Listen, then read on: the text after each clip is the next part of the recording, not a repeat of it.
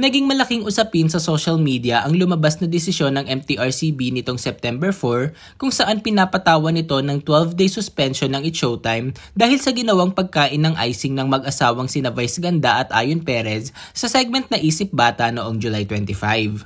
Ayon sa MTRCB, bukod sa icing incident ay may mga violations pang ginawa ang It's Showtime family na pinalagpas lang ng kanilang ahensya. Ilan sa mga halimbawa ay ang pagsasabi raw ni na Vice Ganda at Jong Hilario ng salitang G-spot. Okay, G-spot. Kasi ganda.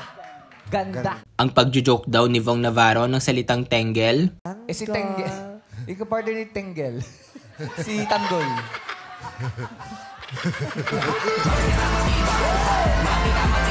Ang pagsasabi raw ni Kim Chiu ng salitang pek-pek shorts. Nagpalit eh. Yung nagpek-pek short siya, tapos naging lalaki siya. Oh, kwek-kwek. Yung kwek-kwek yung Pek-pek shorts, pek-pek shorts. kwek-kwek siya orange yun eh. Orange. At ang malaswang pagsasayaw at pananamit umano ng semi-finalist ng Girl on Fire na si Kim Dueñas. Kaagad namang naglabas ng official statement ang ABS-CBN at sinabing maghahain sila ng motion for reconsideration dahil naniniwala silang walang nilabag na batas ang It's Showtime. Mayroon lamang 15 araw ang pamunuan ng Kapamilya Program para iapila ang desisyong ito ng MTRCB. Patuloy pa rin namang napanood ang It's Showtime nitong September 5 dahil ayon sa statement na binasa ni Jong, ang desisyon ng MTRCB ay hindi pa naka-finalize at hindi pa epektibo. Kami ay maghahain ng motion for reconsideration dahil naniniwala kami na walang nangyaring paglabag sa anumang batas. At habang nakabinbin ang motion for reconsideration, ang desisyon ng suspensyon ng programa ay hindi pa pinal at epektibo. Kaya sa ngayon ay patuloy niyo pong mapapanood ang It's Showtime. Idiniin din ng It's Showtime na patuloy silang makikipag-ugnayan sa MTRCB upang patuloy silang makapaghatid ng saya at libangan sa madlang people. Patuloy rin kaming makikipag-ugnayan sa MTRCB para makapagpatuloy ang It's Showtime sa paghahatid ng libangan at saya sa minamahal naming madlang people. Kasunod ng anunsyo ng MTRCB ay ang pagsasaya ng self-proclaimed motivational speaker na si Rendon Labador. Matatanda ang isa si Rendon sa mga naunang pumuna sa pagkain ni na Vice at Ayon ng icing na tinawag niyang kahayupan sa isa sa kanyang mga videos. Gusto ko lang pong magsalita tungkol dito sa kahayupang pinaggagawa ni Vice Ganda at Ayon Perez sa national TV. Wala naman akong pakialam sa kabaklaan ninyong dalawa. I respect and support LGBTQ community. Respeto po natin yan. Ang hindi ko lang maintindihan ay kung bakit kailangan ninyong gawin, ipakita yung kahayupan ninyo sa national TV at ang pinakamalala sa harap pa ng mga bata. Sa show ng mga bata, noontime show na pinapanood ng lahat. Bakit? Anong rason? Hindi ba kayo makapagpigil or tanga lang kayo?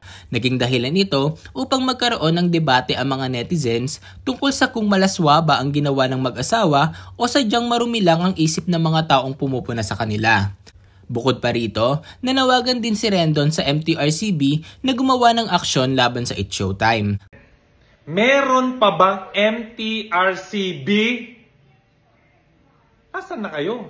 Meron pa ba nun? Kasi kung wala na, tanggalin nyo na yan. Or kung meron, ang tanong ko, mga tangabay nandyan? Ba't hindi nyo masita? Hindi nyo mabigyan ng warning? Hindi nyo man lang maitama? Tanga ba kayo? Ano ba nangyayari sa inyong lahat? Mga palamunin ba kayo ng gobyerno? Kasi kung merong isang organisasyon or departamento na inilagay dyan, kung hindi naman effective, kung wala namang ginagawa, puro pakit lang, tanggalin nyo na yan. Kaya naman ang i-anunsyo ng MTRCB ang 12-day suspension para sa Kapamilya Noontime Show, hindi nagdalawang isip si Rendon na mag-post kaagad sa kanyang Facebook page. Just in, 12 days staycation is awarded to It's Showtime. Nanalo ang boses ng bayan. Itigil ang kahayupan sa social media. Maraming salamat sa MTRCB. Super good job po sa inyong ahensya. Madam Lala Soto, salamat po sa napakagandang aksyon. Magkakasundo po tayong lahat sa pagprotekta ng kabataan laban sa mga kalaswaan. Congratulations Vice and Ayon on this new milestone. Stay motivated. Parang gusto kong magpainom ngayon na. Let's go! Ngayon na lang ulit ako sumaya pagkatapos kong maban sa TikTok. 12 days team building ng It's Showtime. Saan kaya sila? Suggest ko doon sa resort na sinira ng mga empleyado ng Samsung. Sa kabila nito, naging positibo at mas pinili pa ring maging mabuting tao ni Vice Ganda kaysa patulan ang nagtutumahol na si Rendon. Nitong September 5 din, sa segment na Rampanalo, isang babaeng contestant ang nagpaabot ng kanyang suporta sa It's Showtime matapos niyang mabalitaan ang nangyari sa paborito niyang programa. Nagpasalamat naman ang unkabogable superstar sa contestant, pati na rin sa madlang people. Dumalaw kayo dito sa Showtime, ba't dito nyo napag-isipan o desisyonan, ay Showtime tayo today? Kasi naramdaman namin yung nangyari. Napanood kasi namin, sabi namin, ay, parang ayoko pang mawala ang Showtime for 12 days. Nandito kayo to show us some love. Yeah. Thank you very much. We appreciate that. Salamat po. Yes. Yes. Every day, we appreciate your love. Yes. Ayan. Maraming salamat naman po. Vice, isa na lang, pwedeng paakap kay Karil. Karil, paakap daw si ate, si ate Christine. Nako, Maraming salamat. Sumunod naman ang segment na Isip Bata kung saan nagawa pang magbiro ni Vice Ganda tungkol sa kanilang suspension. May letter. Ano letter? May letter. The Office of the Movie and Television. Yan yung letter. Subalit kaagad na naging seryoso ang usapan nang maitanong niya kung ano ang ipinagdasal ng It's Showtime staff matapos ibaba ng MTRCB ang hatol sa kanila. Sana yun ang tanong, ano kaya ang ipinagdasal ng Showtime staff kagabi? Pero Showtime family, kung ano man ang ipinagdasal nyo kagabi, I am very sure, yun din ang pinagdasal ng madlang people. We are in this together. Diba? Sa huli ay nag-iwan si Vice Ganda ng isang katagang umantig sa mga manonood ng It's Showtime. Oo, diba? Diba? Ang madlang people ay kami. Kayo ang Showtime. Yes! Tayo ang Showtime. Samantala, narito naman ang reaksyon ng mga netizen sa ginawang pagsasaya ni Rendon sa kabila ng pinagdadaanan ng It's Showtime. Ba't di kayo magsanib pwersa ni Christopher Min? Tutal naman, magkapareho kayo ng ugali. You are full of hate. Ang daming taong napapasaya ng It's Showtime. Lahat naman ng tao may problema. Kahit kaunting kaligayahan, sisirain nyo pa? Life is short lang mga mi. Choose to be kind every day. May God bless you, Rendon. I hope you are truly happy. Ang sasaludo lang sa'yo ay ang mga may sapak na tao. Diyos me! Kung hindi masaya ang childhood mo, Rendon, idis mo yung nanay mo. Huwag ka nang mandamay ng iba. That's why they called you a clout chaser, Rendon. Wala ka nang ibang magawa kundi manlait ng ibang artista. Sana pati Facebook mo maban na rin. In short, KSP ka. Kulang sa pansin. At least 12 days suspension lang ang Showtime. Eh ikaw, burado naman yung TikTok mo. Yun ang mas deserve at achievement mo. Stay motivated, stay motivated. Ang dami mong nose. Namomotivate ba niya ng government to address more important issues than the useless things? Mas tutok pa ata sila sa mga issue ng media kaysa mapabuti ang Pilipinas. At isa ka na doon. Crazy ka! Eto na pala ang bagong definition ng motivation. Imo-motivate ka na manira, manggisa, maging negative sa kapwa, atakihin ang mga nananahimik, at magkalat ng mga masasamang ugali. Palakpakan ang pinaka-perfect na tao sa buong mundo. Kung kabataan po ang pag-asa ng bayan, sana naman paglaki nila wag nang matulad sa'yo. Pati ba naman si Vice napansin mo? Napansin mo rin ba kung gaano siya kalapit sa mga bata at kung gaano niya kamahal ang mga bata? Kung ikukumpara man lang sa'yo si Vice, walang-wala ka po, for me lang. Mga bata yan, hindi naman nila alam yan, pero pinapalaki mo yung maliit na bagay. So ibig lang sabihin, pinapamarka mo sa mga isipan ng mga bata lalo na kung ano ang ginagawa nila. Nagmumukha tuloy ikaw yung masama para sa mga bata.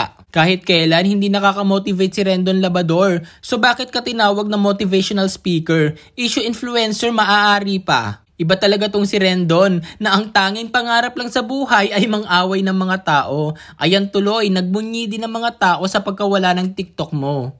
Hindi ka pa rin talaga tumitigil or nagtatanda. Nawala na nga yung TikTok mo, ganyan pa rin yung asal mo. Tuwang-tuwa ka pa tapos magtatanong ka sa social media kung bakit maraming natutuwa na nawala ka sa TikTok. Kaligayahan ni Rendon ang manira ng tao at negosyo. Nako, maghunos dili ka dong, bilog ang mundo, hindi bulag ang Diyos, baka 3 times ang karma mo. Magulat ka na lang nakapaa ka ng nakatapak sa lupa. Tuwang-tuwa si Labrador sa ginawa niyang pambabalahura kina Vice at Ayon, lalo siyang natuwa sa pagkasuspende ng It's Showtime. Ang hindi niya alam, ang balik niyan ay lalo pang sisikat ang Showtime. Katawa-tawa kayo pagkatapos ng 12 days. At least ang Showtime, suspension lang ang dinanas. Ikaw ang kawawa, hindi na makakabalik sa TikTok. Karma is real. Yan ang ugali ng taong bitter. Ikinasasaya ang sakit na nararamdaman ng kanyang kapwa. Ito yung klase ng taong puno ng inggit at galit ang puso. Sana naman Rendon, magdasal ka din minsan sa Diyos na sana alisin ng Diyos ang bitterness sa puso mo. Si Rendon yung uri ng Pilipino na salot sa lipunan. Nawala na yung sense ng pagiging self-proclaimed influencer at motivational speaker niya kuno. Kapit ka lang sa pagiging cloud chaser mo, Rendon. Baka hanginin ka sa kayabangan mo. Even if I'm a kapuso, I'm still an avid viewer of It's Showtime. I don't see the need for that gravity of punishment, MTRCB. What's up with you guys there? And that Rendon still rejoicing, he didn't even remember the number of staff that will be affected. Akala naman ni Rendon Labrador na tsaka ikababagsak ng Showtime at nila Meme Vice ang 12-day suspension. Mas aabangan nga sila ng tao, tanga tong maasim na tsaka na to. For sure naman kasi babalik na mas strong ang Showtime. Kawawa lang yung mga nagtatrabaho ng maayos behind the camera kasi nadamay sila sa katsipan ni Rendon. Kapag suspendido talaga ang Showtime, isusumpa ko talaga si Rendon Labrador. Hindi deserve ng It's Showtime ang ganito. Siya lang ang nagbigay ng mali siya. Ang dumi-dumi kasi ng utak, walang magawa sa buhay, nanggigigil talaga ako sa kanya. Mga kapamilya, anong masasabi nyo sa ginawang pagsasaya ni Rendon sa sinapit ng It's Showtime? Tama lang ba na hindi na siya pinansin ni Vice Ganda? Pag-usapan na natin yan sa comment section. I-like at i-share nyo na rin ang video na ito upang mapanood pa ng mas marami natin mga kapamilya. Huwag nyo rin kalimutan mag-subscribe sa aming YouTube channel at pindutin ang notification bell upang hindi kayo mahuli sa mga latest kapamilya updates. Salamat!